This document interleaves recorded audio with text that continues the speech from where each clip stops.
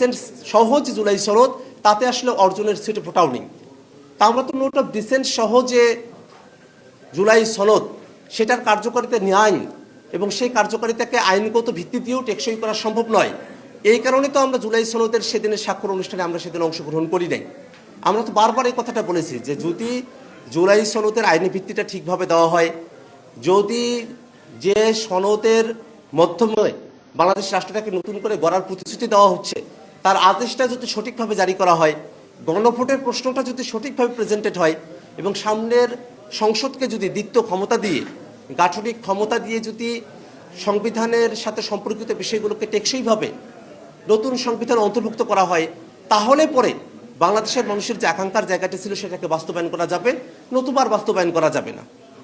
আমরা তো দেখি বাংলাদেশের যে ইতিহাস, গত অর্ধ শতাব্দীর ইতিহাস ব্যর্থতার ইতিহাস, এবং এই ব্যর্থতার পিছনে রাজনৈতিক দলগুলো এবং রাজনৈতিক ব্যক্তি যারা আছেন তাদের যে দায়, সে দায়ের কেন্দ্রে আছে আমাদের সিস্টেম, আমাদের ব্যবস্থা।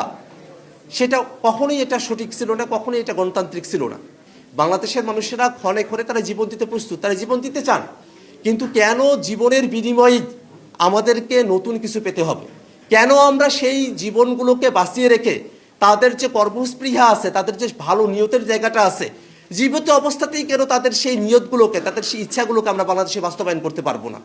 এই ব্যর্থতার দায়ভার কাদের উপরে আমরা দেব? অবশ্যই বাংলাদেশে গতানুগতিক যারা রাজনীতি করেছেন তাদেরকেই এই দায়ভারটা গ্রহণ করতে হবে। জনগণ গণভোটের মধ্য দিয়ে তাদের একটা রায় জানান দিবেন। সে রায় আমরা বিশ্বাস করি যে বাংলাদেশের জনগণ যেহেতু পরিবর্তনের পক্ষে, তারা হ্যাঁ ভোটের পক্ষেই তারা রায় দিবেন। কিন্তু গণভোটের পক্ষে একমত হয়ে যদি বিএনপির কোনো সিনিয়র নেতৃবৃন্দ এখন এসে বলেন যে কিসের গণভোট, যেন বা তারা আকাশ থেকে পড়েছেন, তাদের এমনটা হওয়ারই কথা।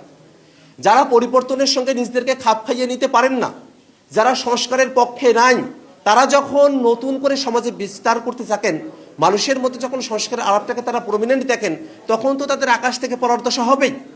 তারা তো জনগণের সঙ্গে সম্পর্ক যুক্ত আর নাই। তারা মনে করেছেন 5 আগস্ট ঘটে গেছে,